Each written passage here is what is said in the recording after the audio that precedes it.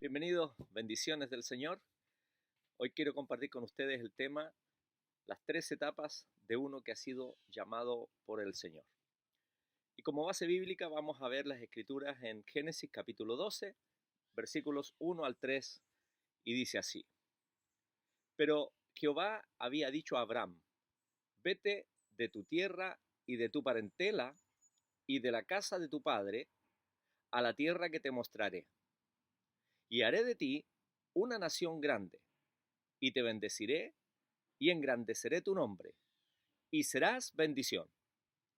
Bendeciré a los que te bendijeren, y a los que te maldijeren maldeciré. Y serán benditas en ti todas las familias de la tierra. Tres etapas en la vida de un hombre que ha sido, o una mujer que ha sido llamado al servicio al Señor. Para que Abraham fuera llamado padre de la fe, él mismo debía experimentar un proceso de formación en su vida.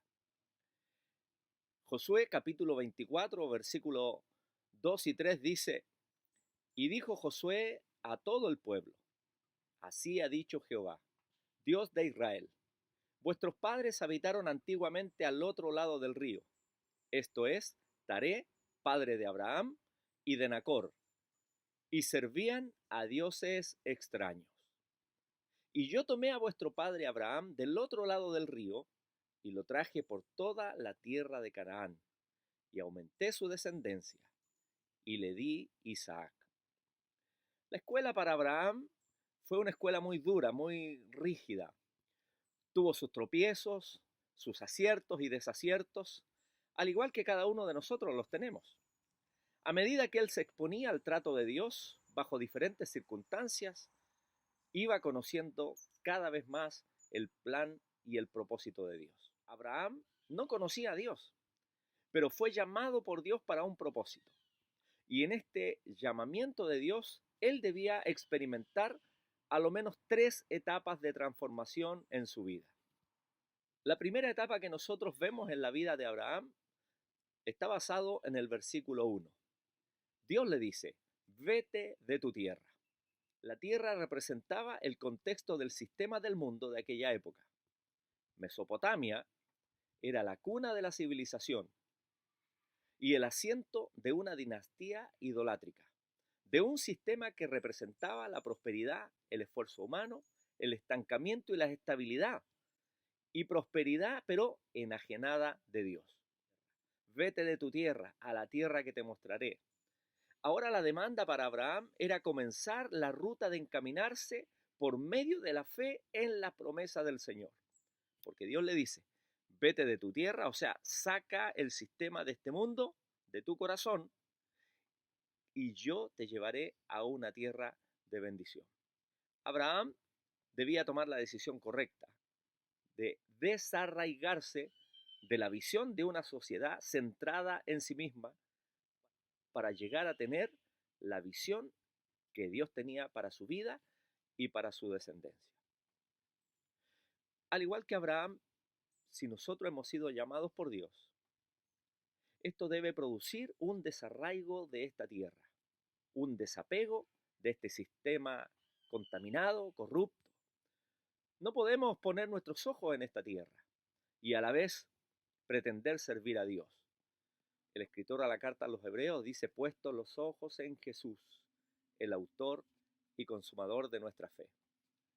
Si queremos servir al Señor, lo primero que debemos hacer es desarraigar el sistema de este mundo de nuestro corazón. El mismo apóstol Pablo señala, ninguno que milita se enreda en los negocios de la vida, a fin de agradar a aquel que lo tomó por soldado. Entonces la primera etapa para poder cumplir el llamado de Dios es desarraigar la tierra, este mundo, este sistema de nuestro corazón. Así lo hizo Dios con Abraham y posteriormente lo hizo con Moisés, criado en el palacio de Faraón, pero luego, ya cuando fue adulto, fue llevado al desierto, 40 años después. Esos 40 años Dios los usó para quitar este sistema de su corazón. La primera etapa que debe cumplirse en nuestra vida es desarraigar la tierra, el sistema de este mundo de nuestro corazón. La segunda etapa consistía en dejar a su parentela. Esto consistía para Abraham dejar toda vinculación de sangre que lo ligara a las obligaciones tribales. Significaba desarraigarse de esta vida para ponerse a las órdenes de Dios. Jesús dijo: el que no dejare padre, madre, hijo, hija, hermano o hermana, no es digno de mí. El dejar a nuestra familia no significa abandonarlo, sino significa poner a Dios en primer lugar. No hay nadie que haya puesto a Dios en primer lugar y que no reciba de Dios recompensa. Así lo dice el Señor en Marcos capítulo 10, versículos 29 y 30.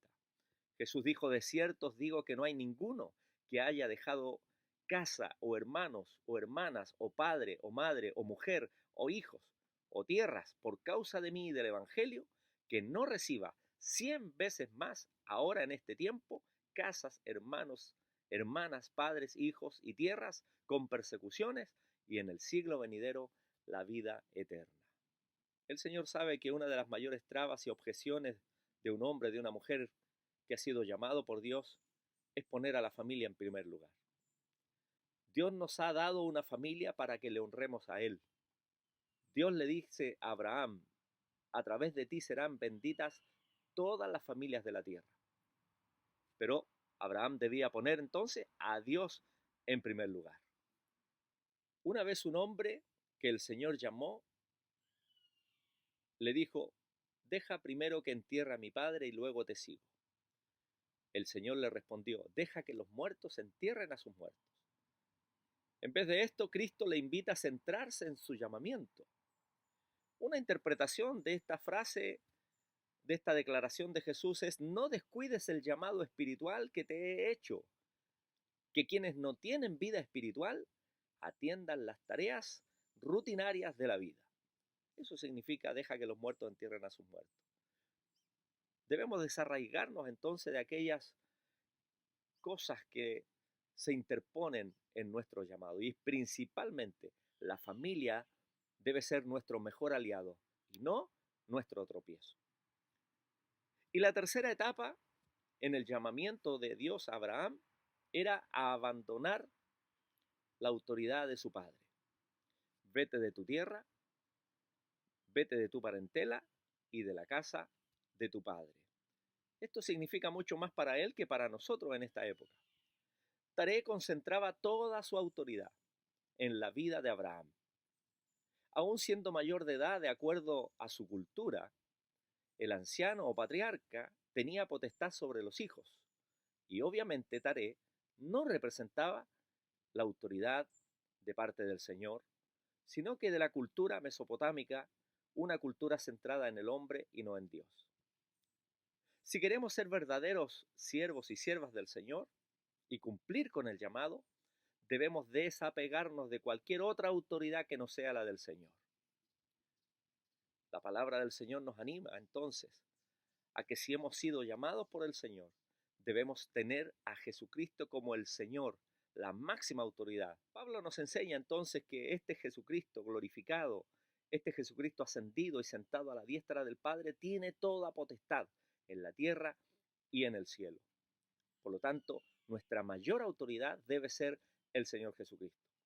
Y Él rige su autoridad a través de las Escrituras. Él nos dejó la Biblia, la palabra de Dios, como nuestra hoja de ruta. Para poder cumplir entonces el llamamiento, debemos sujetarnos a la máxima autoridad, que es la palabra de Dios. Para concluir entonces esta ruta de llamado de Dios a Abraham en 3 etapas, tenían el propósito de perfeccionarlo, de capacitarlo para una vida de santidad, una santidad perfeccionada en este proceso. Si queremos cumplir con el propósito de Dios, debemos también nosotros entender las etapas y vivirlas y experimentarlas en nuestra vida. Debemos asimilar que las circunstancias de la vida nos van preparando para poder tener un corazón conforme al corazón del Señor. Dios usa los procesos en nuestras vidas, las enfermedades, la muerte, la soledad, el desierto, cuyo fin es que vivamos en esta tierra con la identidad de un pueblo santo, de siervos y siervas que honran al Señor. El apóstol Pedro En Primera de Pedro capítulo 2, versículo 9 dice, mas vosotros sois linaje escogido, real sacerdocio, nación santa, pueblo adquirido por Dios. Si has sido llamado por Dios, entonces tú y yo debemos experimentar estas tres etapas en nuestra vida, al igual que como lo hizo Abraham. Bendiciones. Espero que esta palabra les haya bendecido.